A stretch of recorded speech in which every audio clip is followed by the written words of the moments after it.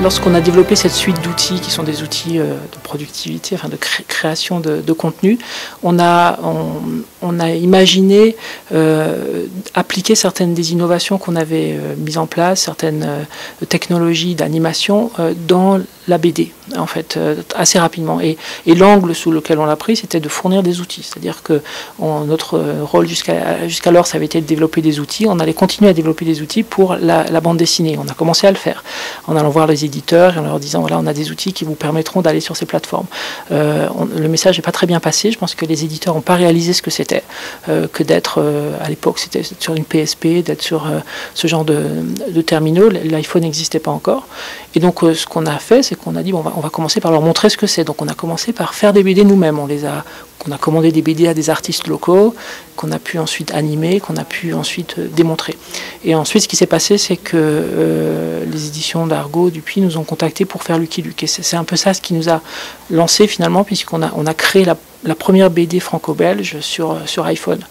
Et petit à petit, les éditeurs sont venus nous voir en regardant qu'est-ce que c'est que ce nouveau média, cette nouvelle façon de voir la BD. Le festival d'Angoulême nous a fait confiance et nous a demandé de faire des applications pour eux. Et donc, lorsqu'on a montré le festival d'Angoulême 2009, la sélection officielle sur iPhone, ça a été un peu un choc pour beaucoup d'éditeurs qui se sont rendus compte qu'il y avait quelque chose. Et donc, voilà, on a petit à petit obtenu des titres et on a pu construire une plateforme de distribution qui s'appelle AV Comics. Donc, acheter, télécharger légalement du contenu qu'on peut lire sur iPhone, sur iPad, sur le web, sur BlackBerry. Voilà, l'idée, c'est de pouvoir transporter ces BD dans sa poche, quelque part. C'est assez extraordinaire puisque finalement, il y a un an, on peut dire presque jour pour jour, il commençait à y avoir effectivement des rumeurs de tablettes. Et nous, l'année 2010, elle n'était pas forcément placée sous le signe des tablettes, puisque personne n'en avait vu, personne ne savait à quoi ça ressemblerait. Nous, on avait effectivement des projets, plein de choses à faire. Et en janvier, l'iPad a été présenté avec une sortie 3 mois plus tard qui laissait aux développeurs un temps mais extrêmement court pour faire quelque chose. Et donc dès février, fin janvier, début février, les gens sont venus taper à la porte pour dire nous on a un magazine, on veut être sur l'iPad à sa sortie en avril, nous on a un quotidien, on veut être sur l'iPad, nous on fait telle et telle chose, et tout le monde voulait être sur l'iPad. Donc effectivement ça nous a complètement mis un peu sans dessous parce que certains projets sont passés finalement en priorité, en seconde priorité.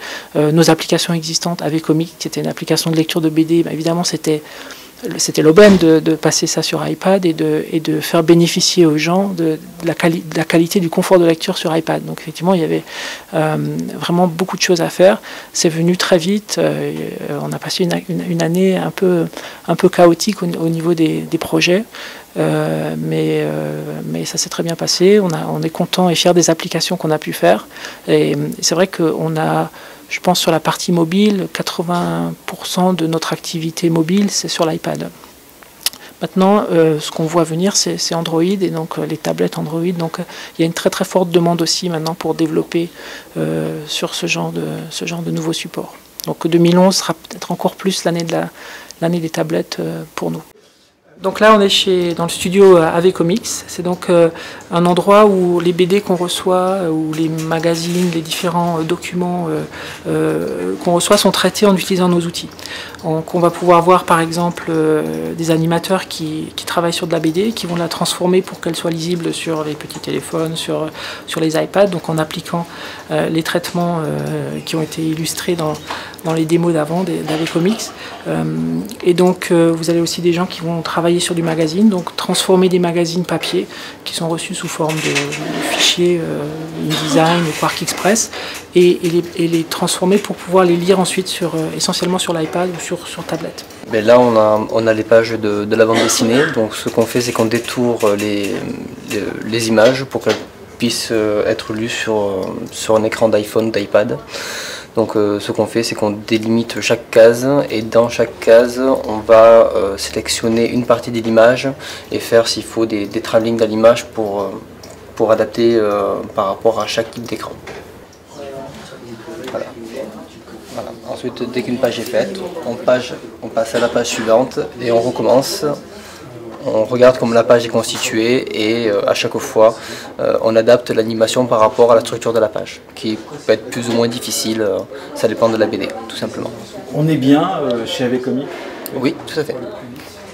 Alors oui, on a effectivement des contacts privilégiés avec Apple. J'aurais tendance à dire que Apple est à la fois notre pire ennemi et notre meilleur ami, puisque dans certains domaines, que ce soit dans le logiciel sur Mac, on est un peu concurrent de certaines choses qu'ils font. Et en même temps, Apple, c'est une société qui développe des technos. Il faut être proche d'eux pour être au fait de ce qui est en train de se produire et de pouvoir vraiment répondre par rapport à leurs attentes. On est souvent sollicité pour faire fournir des démos, là par exemple le Mac App Store va ouvrir, on a été sollicité dès le début pour être dessus, pour que nos applications y soient. Donc il y a vraiment une relation. Apple nous recommande aussi à certains de leurs clients pour développer des applications. Alors qu'est-ce que vous faites, mademoiselle, là? Alors là, je soumets en fait sur iTunes Connect directement, donc c'est-à-dire qu'il leur faut un descriptif de la BD précise, le prix, à savoir le contenu, mettre des mots-clés pour que les gens en fait, quand ils recherchent une BD, puissent avoir directement des mots-clés à taper et ça leur sort la BD. Qu'est-ce qu'on met d'autre? On met les ratings bien sûr, puisqu'il y a des problèmes de censure par rapport à l'âge, donc s'il y a un peu de violence, etc.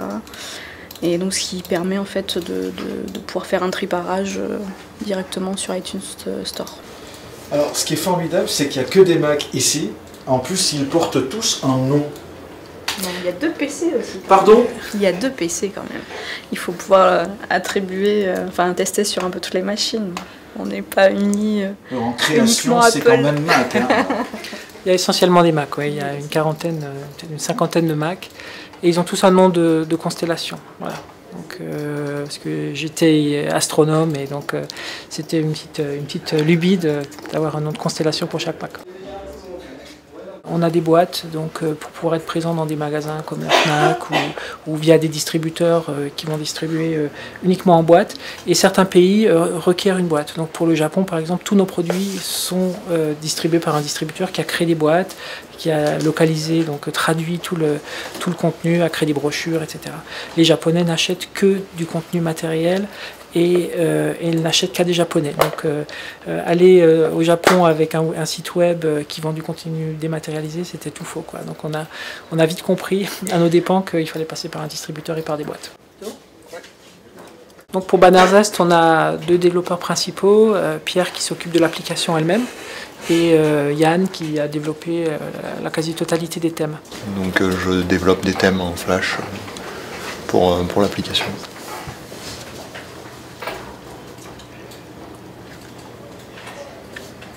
Donc un sacré challenge, parce qu'il faut que les thèmes soient jolis pour que l'application soit attractive. Oui, voilà, puis surtout éviter les bugs. Vu que les thèmes se retrouvent sur les sites des clients, on ne peut pas se permettre d'avoir des erreurs ou des problèmes d'affichage. Donc je me suis occupé du développement de l'application, qui inclut les thèmes que Yann a développés au préalable. Donc je lance l'application. Là il nous demande de glisser quelques photos. Donc là, ce que nous voyons, c'est du HTML5. Voilà, c'est du HTML5 avec exactement les mêmes réglages que ce qu'on avait dans le Flash. On peut changer toutes les couleurs, adapter tous les paramètres de la bannière, mais le produit final, c'est de l'HTML5. Ça sortira début de l'année 2011. On est ici au support. Bonjour Manu. Bonjour. Comment fonctionne le support ici? Alors chez Aquafadas, c'est principalement par mail. On se donne un délai de réponse de 48 heures en général. Et on essaye de répondre au mieux aux clients en anglais et en français. Donc voilà, je suis bilingue et j'essaye d'être le plus cordial possible. Il y a une grande partie qui est faite de développeurs et de techniciens. Je crois que c'est à peu près entre 20 et 25 personnes peut-être. On a des personnes qui travaillent dans AV Comics Production, qui a une filiale qui s'occupe de faire du traitement de bandes dessinées ou de magazines. Donc il y a un peu moins d'une dizaine de personnes là. Dans AV Comics, il y a aussi des gens qui sont en interface avec les éditeurs pour obtenir du contenu, négocier des nouveaux contrats, etc. qui sont alors là plutôt basés sur Paris. Et puis ensuite vous avez des graphistes, vous avez vu, il y en a plusieurs, des gens qui s'occupent du web aussi, et puis une partie administrative assez légère. On est très fiers d'AV Comics, puisque c'est vraiment une plateforme et une technologie qui sont reconnues comme étant... on a été les pionniers dans la bande dessinée, presque en Europe, je dirais, peut-être même un peu dans le monde pour certains aspects, et on est extrêmement fiers de ce qu'on a réussi à faire. Il y a énormément de gens qui ont travaillé dessus, énormément de technologies qui est cachée, qu'on ne verra jamais, et qui permet à cette plateforme de fonctionner de façon extrêmement simple et de donner les meilleurs résultats. Donc ça, je suis très fier de ça. Je suis aussi très fier d'un produit qui s'appelle Banner Zest, qui illustre bien ce qu'on peut faire sur un Mac, par exemple, en ayant une interface extrêmement simple, d'avoir une action de glisser-déposer pour glisser ces images sur une fenêtre, et ça crée une bannière flash. D'avoir un produit qui, sous des apparences extrêmement simples, aussi fait des choses très compliquées.